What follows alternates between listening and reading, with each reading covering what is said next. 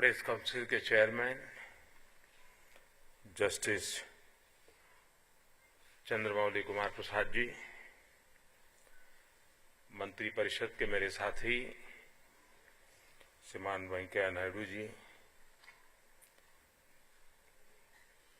श्रीमान Rajyavardhan Singh Rathore, press council के सचिव श्रीमती पूनम जी, प्रेस काउंसिल के member Shri Ravindra Kumar, jury committee के मेंबर श्रीमान के.जी. सुरेश,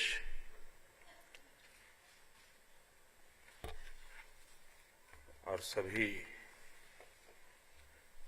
विचार और कलम के धनी भाई और बहनों, आज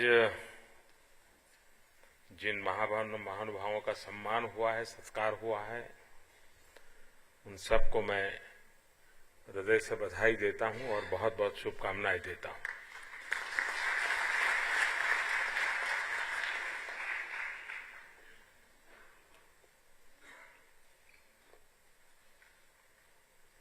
प्रेस काउंसिल 50 वर्ष पूर्ण हो रहे हैं, लेकिन ये भी सही है कि इसमें बीच में कालखंड ऐसा भी आया था जबकि प्रेस काउंसिल को खत्म कर दिया गया था। इसलिए हो सकता है कि इस कालखंड को जोड़ करके करें तो आपको फिर 2 साल के बाद दोबारा एक बार 50 साल मनाने के बाद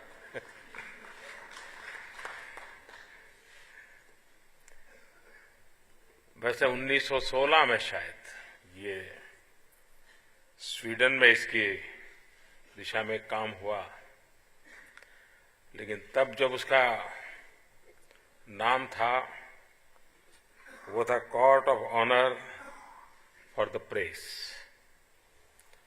और बाद में इसका नाम बदलते बदलते प्रेस काउंसिल की ओर चला, और शायद दुनिया में आजकल वो प्रेस काउंसिल इस नाम से ही परिचित है। एक स्वतंत्र व्यवस्था है और ये व्यवस्था ज्यादातर तो इस क्षेत्र की स्वतंत्रता बनाए रखना, अभिव्यक्ति की आजादी को बरकरार रखना, और कभी कोई तकलीफ आए तो खुद बैठ करके उसको सुलझाना, खुद ही इसमें बदलाव लाते रहना। उसी प्रकार से पुराने युग में इतनी चुनौतियां नहीं थी जितनी शायद इस युग में है। बहुत ही वरिष्ठ जो पत्रकारिता से जुड़े हुए लोग हैं, उनके पास सोचने का समय रहता था। जब वो अपना रिपोर्ट फाइल करके शाम को घर लौटते थे, तब भी दिमाग में रहता था कि मैंने आज रिपोर्ट फाइल की है, कल छप पे आएगी, शायद ये शब्द ठीक नहीं रहेगा। तो फिर घर जाके वो कोशिश करते थे, डेस्क के जो चीफ होंगे उसको कांटेक्ट करना या एडिटर को कांटेक्ट करना। अभी मैं लिख करके आया था लेकिन शायद ये शब्द ठीक नहीं रहेगा, लगता है ये शब्द अच्छा रहेगा। उस समय उसका टेलीफोन कम्युनिकेशन भी नहीं था। कभी वो वापस चले जाते थे रात को भी, और पेज निकलने के समय भी जाकर के, अरे भाई कुछ देखो ये ना हो तो।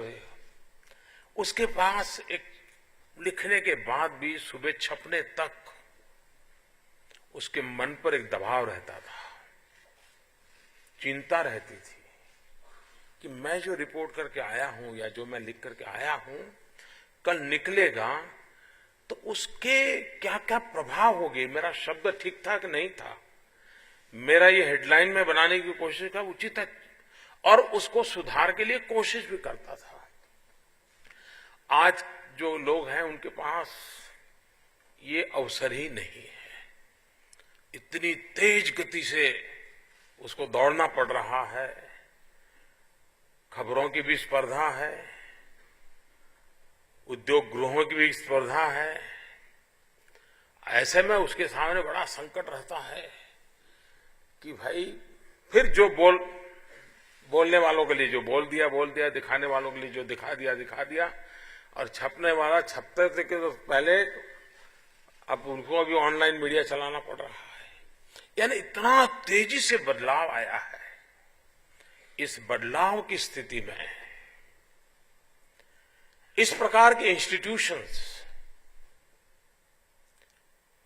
कैसे इन सबको मददरूप हो, उनकी कठिनाइयों को कैसे दूर करें। सीनियर लोग बैठ करके नई पीढ़ी के लोगों को किस प्रकार से उपयोगी होना को कोई मैकेनिज्म तैयार हो, क्योंकि ये ऐसा क्षेत्र है, उस क्षेत्र को महात्मा गांधी कहते थे कि अनियंत्रित लेखनी ये बहुत बड़ा संकट पैदा कर सकती है। लेकिन महात्मा गांधी ये भी कहते थे कि बाहर का नियंत्रण तो तबाही पैदा कर देगा, और इसलिए बाहर के नियंत्रण की कल्पना उस समाज को आगे ले जाने वाली कल्पना हो ही नहीं सकती। स्वतंत्रता, उसकी अभिव्यक्ति, उसकी आजादी, उस प्रिंसिपल को पकड़ना, लेकिन साथ साथ अनियंत्रित अवस्था, हम कितने ही तंदुरुस्त क्यों न हो, फिर भी मां कहती है, अरे भाई थोड़ा कम खाओ या ये मत खाओ। कोई मां दुश्मन नहीं है, लेकिन वो मां घर में है इसलिए कह रही है, बाहर वाला कहेगा तो तुम कौन होते है मेरी तबीयत की चिंता करने वाले, मैं हूं।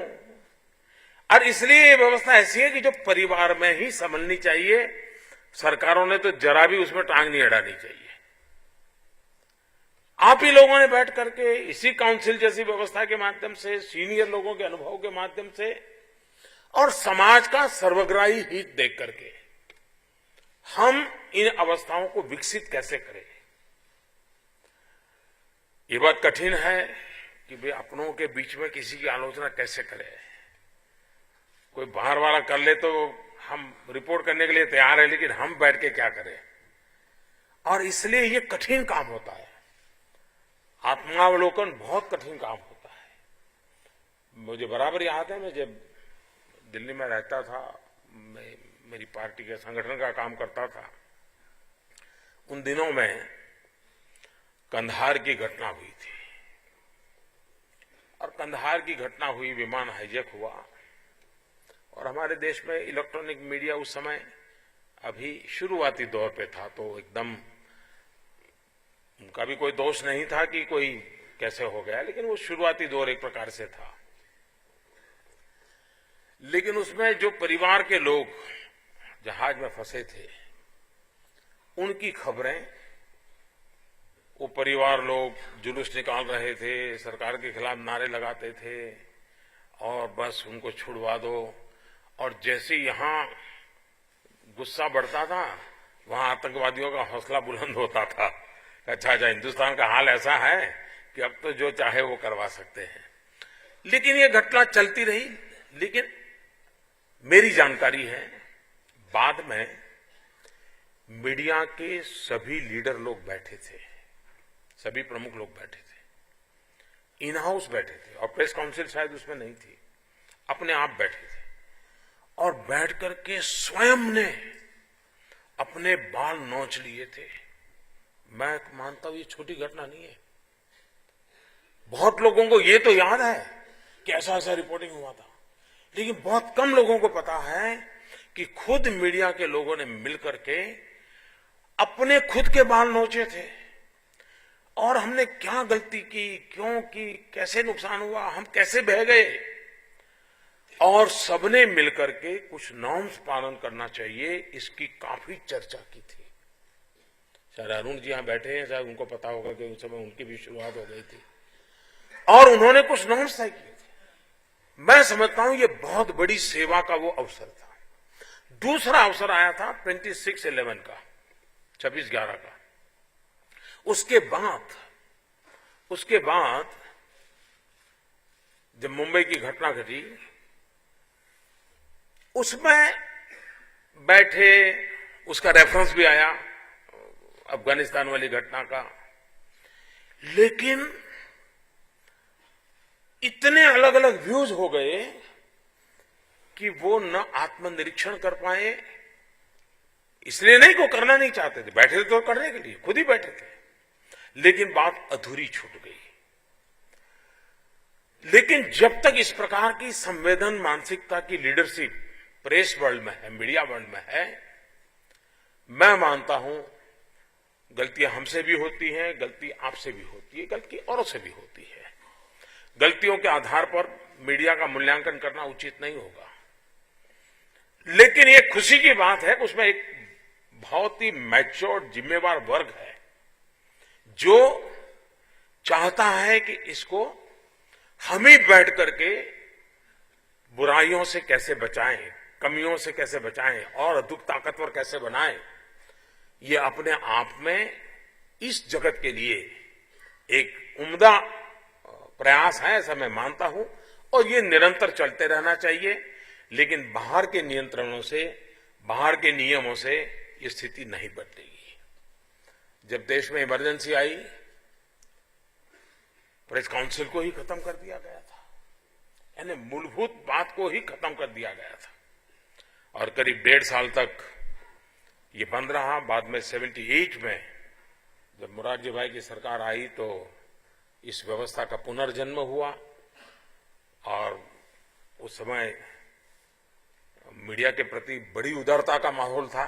जब 78 में फिर से काम हुआ तब इसका रूप उसमें से निर्माण हुआ, लेकिन अब तक वो वैसा ही चल रहा है। ये प्रेस काउंसिल के साथ जुड़े हुए लोगों का, प्रेस से जुड़े हुए लोगों का भी ये दायित्व बनता है कि हम समयानुकूल परिवर्तन लाने के लिए क्या क्या कर सकते हैं, नई पीढ़ी को तैयार करने के लिए क्या कर सकते हैं। सरकार को भी एक तो होता है कि डेली हमारा जो क्षेत्र है वहां के द्वारा हम सरकार को जो कहना है कहते रहे, लेकिन उसके अलावा भी एक व्यवस्था हो सकती है क्या, कि जिसमें सरकार की जानकारियों का अभाव, इसके कारण समस्याएं कैसे पैदा होती है। सरकार को जानकारियां देने के तरीके अगर 30 साल पुराने होंगे तो कैसे काम चलेगा। लेकिन सरकार में ये बदलाव लाने के लिए भी, सरकार की इस कार्यशैली में बदलाव लाने के लिए भी प्रेस काउंसिल के सीनियर लोग मदद कर सकते हैं। जानकारियां देने के तरीके कैसे बदले हम लोग, और ये सब सरकारों की जिम्मेवारी है। ये ठीक है, पत्रकारिता का एक अनिवार्य हिस्सा ये भी है कि जो दिखता है, जो सुनाई देता है, उसके सिवाय भी कुछ खोजना, और इसका महत्वपूर्ण अंग है, इसको इनकार नहीं किया जा सकता। लेकिन कम से कम जो सुनाई दे, जो दिखाई दे, वो भी कुछ ढंग से दिखाई दे, सुनाई दे, और समय पर सुनाई दे, समय पर दिखाई दे। ये जिम्मेवारी प्रमुखतया सरकार में बैठे हुए लोगों की है। लेकिन ये मैं देख रहा हूं कि इस कम्युनिकेशन गैप को, क्योंकि हर बार मेरी पत्रकार जगत के मित्रों से दोस्ती बहुत पुरानी रही है, उनका ये हमेशा, अरे भाई कुछ पता ही नहीं चल रहा है क्या हो रहा है। ये ठीक है, उसको 10% जानकारी चाहिए, 90 तो फिर वो अपना कहीं से पहुंच जाएगा, ले आएगा। उसको सिर्फ पता चलना चाहिए, अच्छा ये हो रहा है, तो वो बाकी में पहुंच जाएगा। उसकी शिकायत उस पहले वाले 10% की है। लेकिन दुर्भाग्य ये भी है, फिर सरकारों में भी सिलेक्टिव लीकेज का शौक हो जाता है। दो अच्छे प्रिय लगते हैं, जरा सरकार की वाह-वाह क्या, उसको जरा खबर दे दो। ये ऐसी सरकार की भी बुराइयां, कमियां, या कहीं कहीं नॉन सीरियस एटीट्यूड, ये भी बदलाव की जरूरत मांगता है।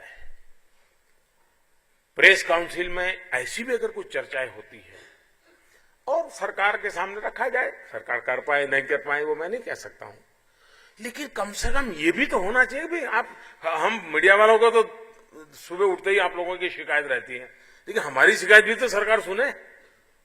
ये टू वे चैनल अगर हमारी जीवंत होती है तो बदलाव की जो अपेक्षाएं हैं, दोनों तरफ अपेक्षाएं हैं, और उसका लाभ जनता को मिलना चाहिए। उसका लाभ किसी पार्टी इन पावर को या पर्सन इन पावर को नहीं मिलना चाहिए। जो भी बेनिफिट है वो जनता को जाना चाहिए, जो भी बेनिफिट है वो भविष्य को जाना चाहिए, उज्जवल भविष्य के लिए नींव डालने के लिए होना चाहिए। ये अगर हम कर पाते हैं तो ऐसी इंस्टीट्यूशंस, ऐसे अवसर बहुत काम आते हैं और उस अवसरों का हमने उपयोग करना चाहिए। इन दिनों खासकर से प्रेस के, मीडिया के क्षेत्र से जुड़े हुए लोगों और पिछले दिनों जो हत्या की खबरें आई, ये दर्दनाक है। किसी भी व्यक्ति की हत्या दर्दनाक है, लेकिन मीडिया वाले की हत्या इसलिए हो कि वो सत्य उजागर करने की कोशिश करता था, तब वो जरा अति गंभीर बन जाती है, अधिक चिंताजनक बन जाती है। जब हम मुख्यमंत्रियों की एक मीटिंग मिली थी, तब भी मैंने आग्रह से इस विषय को रखा था कि हमने सिर्फ, हम आजादी के पक्षकार हैं, हम स्वतंत्रता के पक्षकार हैं, ये हमारे सिद्धांतों को हम कहते रहे इसे इनफ नहीं है। हम सरकारों का दायित्व बनता है कि ऐसे लोगों के साथ जो भी गलत आचरण होता है उनको न्याय मिलना चाहिए, उनकी सुरक्षा की चिंता होनी चाहिए और ये सरकारों की प्रायोरिटी के लिस्ट में होनी चाहिए। वरना सत्य को दबाने का ये दूसरा अति भयंकर तरीका है। एक आध बार कोई गुस्से में आकर के किसी मीडिया की आलोचना कर दे तो वो वाणी स्वतंत्र का नेगेटिव हिस्सा मान करके चलो सब लोग माफ कर देंगे, लेकिन हाथ उठा ले कोई, शरीर पे वार कर दे, ये तो सबसे बड़ा क्रूर जुल्म है स्वतंत्रता के ऊपर। और इसलिए सरकारों को भी इस विषय में उतना ही संवेदनशील होना, उसकी प्रायोरिटीज को लेगा, ये बहुत आवश्यक है। मुझे खुशी की बात है कि आज हमारे अड़ोस पड़ोस के देशों के महानुभाव भी हमारे बीच में हैं, क्योंकि एक प्रकार से हम आज वृत्त जगत, उसका प्रभाव की कोई सीमाएं नहीं रही है, ये बहुत तेजी से ट्रैवल कर रही है। कोऑर्डिनेटेड एफर्ट जितना होता है उतना लाभ होता है। नेपाल में के भूकंप की खबरों ने पूरे हिंदुस्तान को नेपाल के लिए दौड़ने के लिए प्रेरित किया था, लेकिन किसी और के देश की खबर है, चलो है खबर, ऐसा ही रहा होता तो शायद हिंदुस्तान में जितनी तेजी से नेपाल को मदद पहुंचने का हुआ वो शायद समाज पूरा नहीं हिलता, कि वो पता ही नहीं चलता। लेकिन जैसी नेपाल की खबरें आई और हिंदुस्तान के मीडिया ने नेपाल के लोगों की तकलीफ की बात हिंदुस्तान के लोगों को पहुंचाई और सारे देश में नेपाल के लिए कुछ करना चाहिए इसका माहौल बना, मानवता का एक बहुत बड़ा काम हुआ। तो ये आज हमारी सीमाएं रही नहीं है। इस प्रकार से हम एक दूसरे को पूरक बने, एक दूसरे की मदद करें, इससे भी एक पूरे इस भूभाग में एक सहयोग का माहौल, इस प्रकार से मिलन से कुछ वेरीफाई करना है तो बड़ी आसानी से वेरीफाई हो जाता है। कभी कभार हर एक के कोई प्रतिनिधि तो हर देश में होते नहीं है, लेकिन कांटेक्ट होते हैं तो बात करके पूछ लेते, भाई सुना है भी जरा बताइए ना, तो कहेगा भाई मैं एक आध घंटे में बता देता हूं, देखता हूं, मेरा कोई 2-3 सोर्स है, मैं कोशिश करता हूं। लेकिन आवश्यक है कि इस प्रकार का हमारा कोऑर्डिनेशन जितना बढ़े और खास करके हमारे पड़ोस के देशों के साथ जहां हमारा मित्रता का व्यवहार बहुत अधिक है, सुख दुख के हमारे साथी हैं, उन सब के लिए हम जितना जोड़ करके चलेंगे तो हो सकता है कि इस पूरे भूभाग के लिए और विश्व में भी एक सकारात्मक छवि बनाने में ये हमें काम आ सकता है।